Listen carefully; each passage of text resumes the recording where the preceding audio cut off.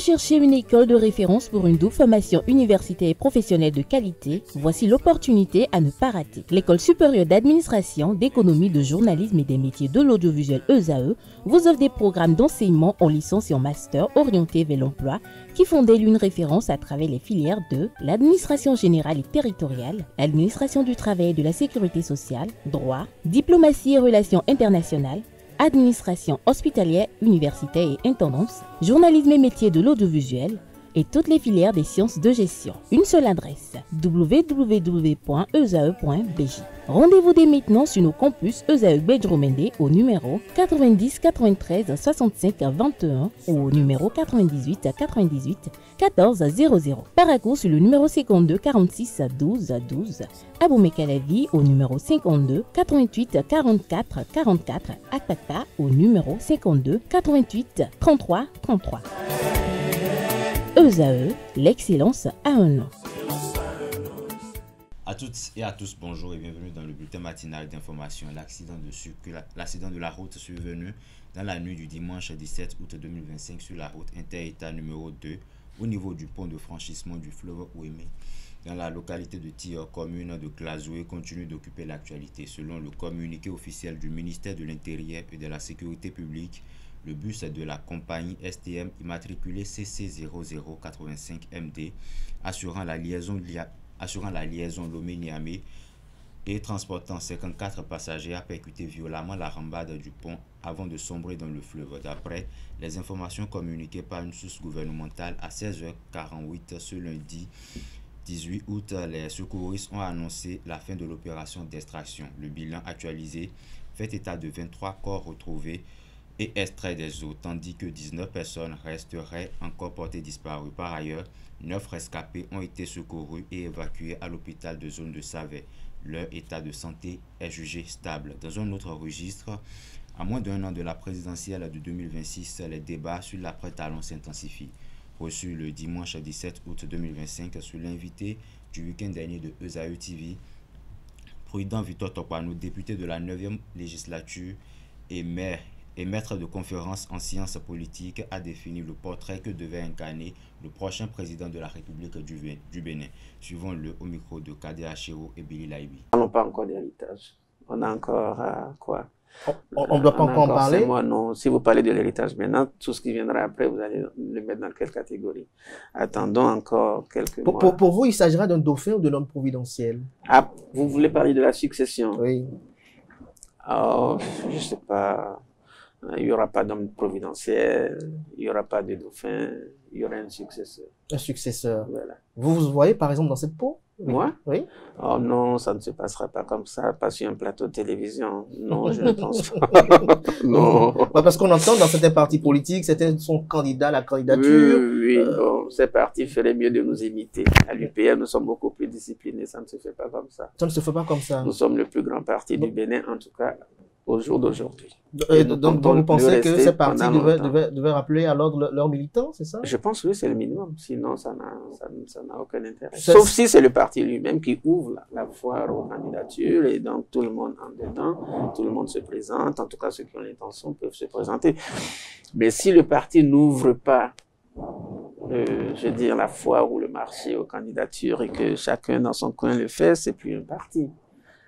Est-ce que ce n'est pas l'expression de la démocratie au sein du parti qui peut amener... Non, l'expression de la démocratie, c'est qu'ensemble, ils aient convenu d'une période pour ça, que la période arrive et que tout le monde, donc, à ce moment-là, se lance.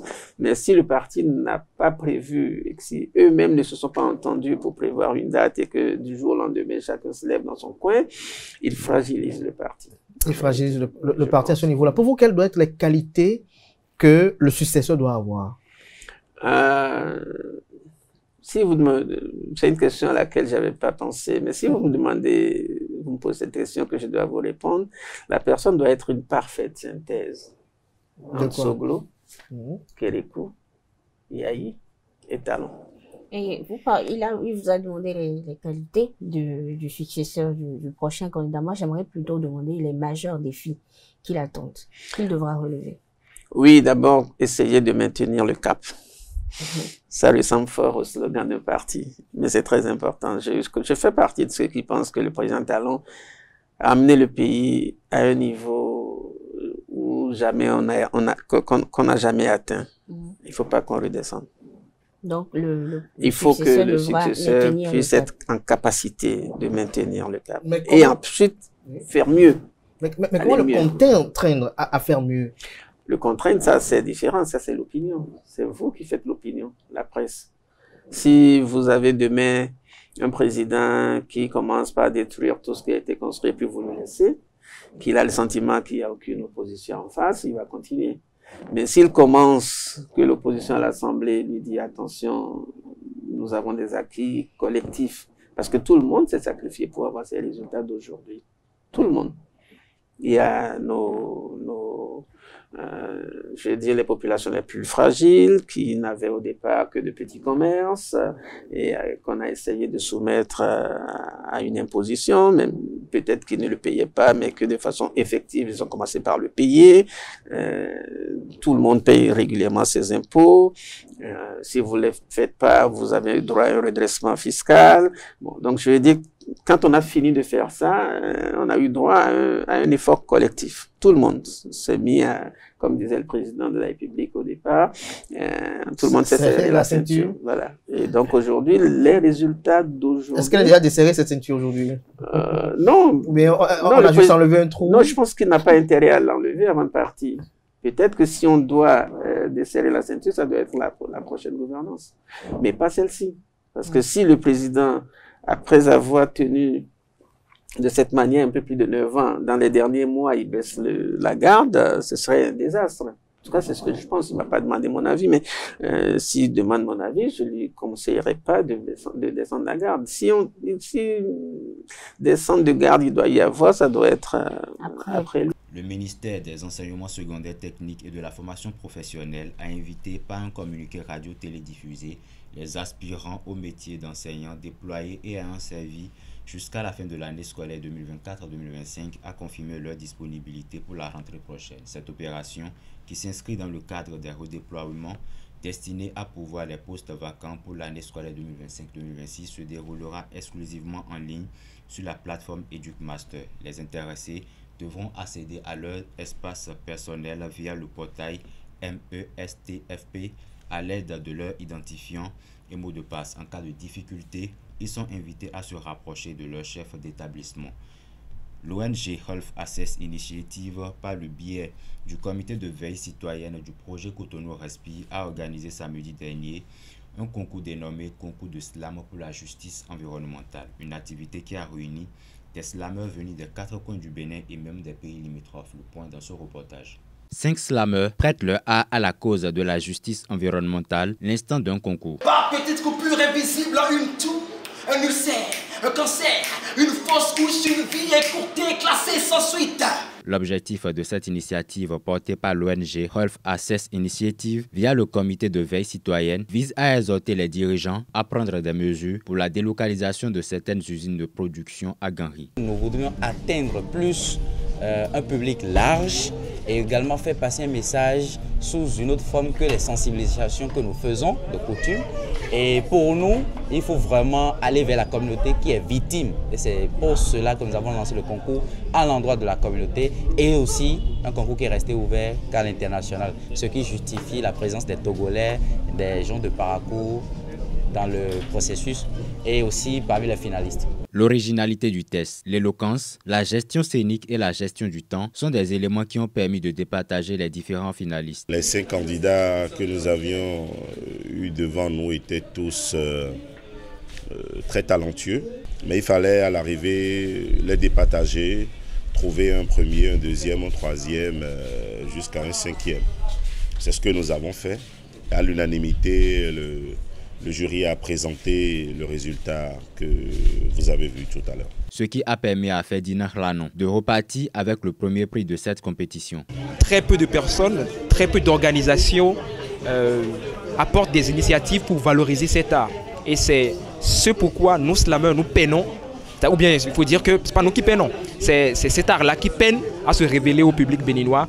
Donc, pensez au slam, faire un concours de slam dans le cadre de la thématique qui a été choisie là, je pense que c'est quelque chose qui est innovante et il faut vraiment louer ça. Je suis vraiment très content du fait qu'ils ont pensé à notre art. Ce concours de slam pour la justice environnementale intervient après d'autres actions menées par l'ONG dans le même cadre. Les slams recueillis, les vidéos seront donc partagées, diffusées dans les carnaux, diffusées au niveau de la presse brute africaine, les télévisions au niveau national, etc.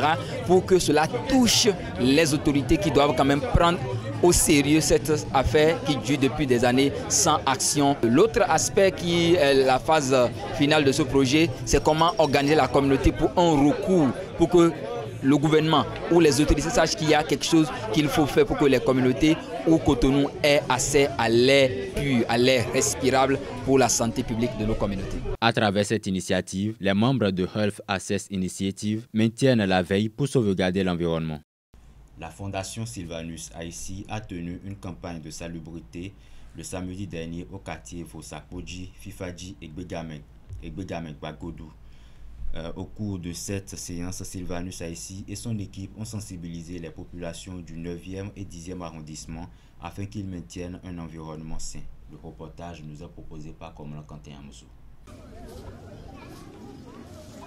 L'image du quartier Vosakpoji dans le 9e arrondissement et celui de Gbegamek Bagodou a changé ce week-end. La Fondation Sylvanus Haïti, dans sa campagne de salubrité, a posé ses balais et ses paniers dans ces deux quartiers dans sa vision d'un environnement sain. J'ai créé une fondation, c'est pour accompagner la population. D'abord, régler le problème de la santé. C'est primordial. Alors, est-ce qu'on peut parler de la santé sans parler du cadre de vie? Et je pense que pour aller dans la santé, nous avons d'abord pris l'initiative de nettoyer les rues, nettoyer tous les quartiers et puis aider la population à comprendre que l'entretien de son cadre de vie est capital. Donc aujourd'hui, nous ne balayons pas seulement ni ramassons seulement les déchets, non. Nous sommes en train de sensibiliser la population et que cela continue tous les jours. Ça va d'abord aider la population, aider nos jeunes frères et sœurs pour que nous éliminions une partie nos petites maladies. Une initiative que louent les populations de Vosakpoji et Gbegamek Bagodou. Ça me fait tellement une joie dans le quartier. Et au nom de la population, au nom de l'association des femmes, je remercie beaucoup le président Haïti. C'est vraiment une joie et un plaisir immense pour moi de recevoir la fondation Sylvanus Haïti pour l'entretien de mon quartier ce jour. Et ce joie se manifeste de telle sorte que vous allez voir la population qui a participé massivement.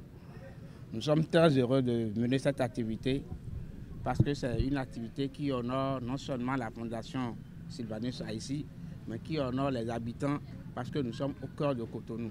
Pour s'assurer de la bonne collecte des déchets, la SGDS s'est jointe à la fondation. Comme à l'habitude de la SGDS, tout ce qui concerne la salubrité dans les villes, et la SGDS accompagne tous ces mouvements. Donc c'est pour ce qui nous amène ce matin pour accompagner l'association Sylvanus Haïti dans le cadre de l'assainissement dans le 9e.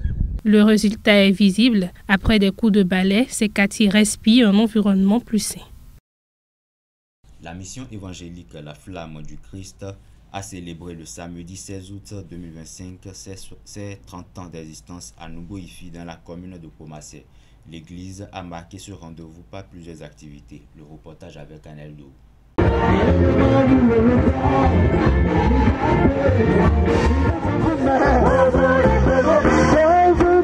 Noces de perles de la mission évangélique La Flamme de Christ. Placé sous le terme « Que veux-tu que je fasse ?» inspiré de Marc 10, versets 46 à 52, cette célébration a réuni d'éminentes personnalités religieuses. Adoration, louange, prédication et action de grâce sont plusieurs activités qui ont meublé ce rendez-vous. 30 ans pendant lesquels la mission évangélique La Flamme de Christ, née en Côte d'Ivoire, s'est étendue au Bénin et au Gabon. Gabon. Sous l'impulsion de son leader, le révérend Timothée Reitan, l'église compte aujourd'hui plus d'une quarantaine de représentations. Cette célébration ouvre la porte à plusieurs perspectives. Nous disons merci à Jésus et nous voulons prendre conscience.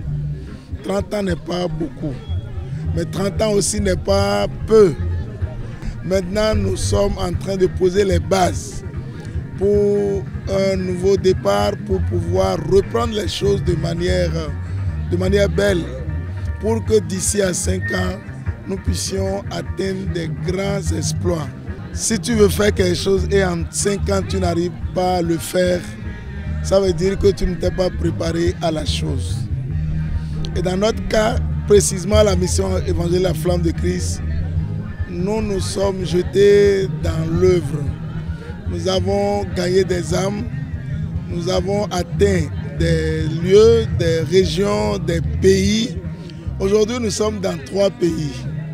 Dans les 5 ans, nous sommes en train de vouloir bâtir les hommes et les femmes pour qu'ils soient capables de bâtir l'œuvre de Dieu. En résumé, c'est ce que les 5 ans cachent. Pour ces noces de perles, les fidèles ont été édifiés par le patriarche Ernest Wéounou. Ton nom dépassera les frontières partout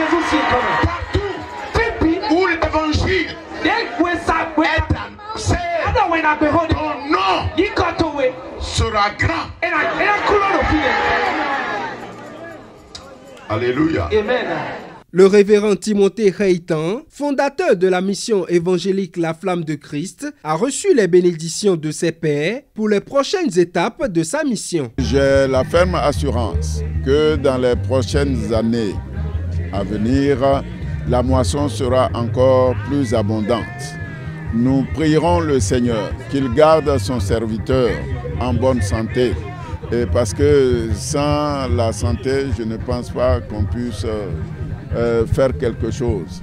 Mais avec la foi qu'il a en celui qu'il a appelé, j'ai la ferme assurance que l'œuvre sera pleinement accomplie et que la moisson sera abondante. Les fidèles de la mission évangélique La Flamme de Christ, venus des différentes églises du Bénin, de la Côte d'Ivoire et du Gabon, sont émus du parcours et des travaux réalisés depuis lors. Je ne croyais pas, je n'ai même pas imaginé.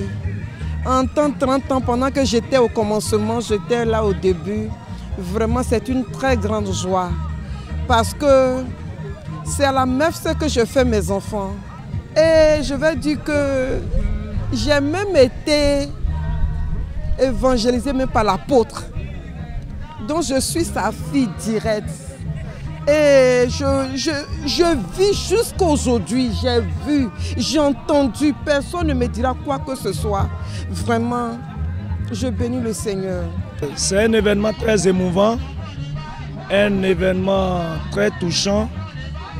Et quand on voit le parterre d'hommes de Dieu et l'effort qu'a fourni notre cher Père, le révérend Reitan, nous ne pouvons que dire merci à Dieu.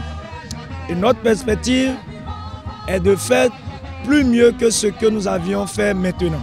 Cette célébration a eu lieu au cours de la convention annuelle de l'Église. La mission évangélique La Flamme de Christ s'active pour mieux impacter d'ici les 5 prochaines années. Et pour finir, le gouvernement béninois a de nouveau réagi à la situation de ses ressortissants établis au Gabon, après avoir annoncé le 14 août dernier l'envoi d'une mission d'identification et de recensement pour les Béninois désireux de rentrer volontairement au pays. L'exécutif appelle cette fois-ci à la retenue face aux vives polémiques qui agitent les réseaux sociaux. C'est tout pour le bulletin matinal d'information de ce matin. Merci et à la prochaine.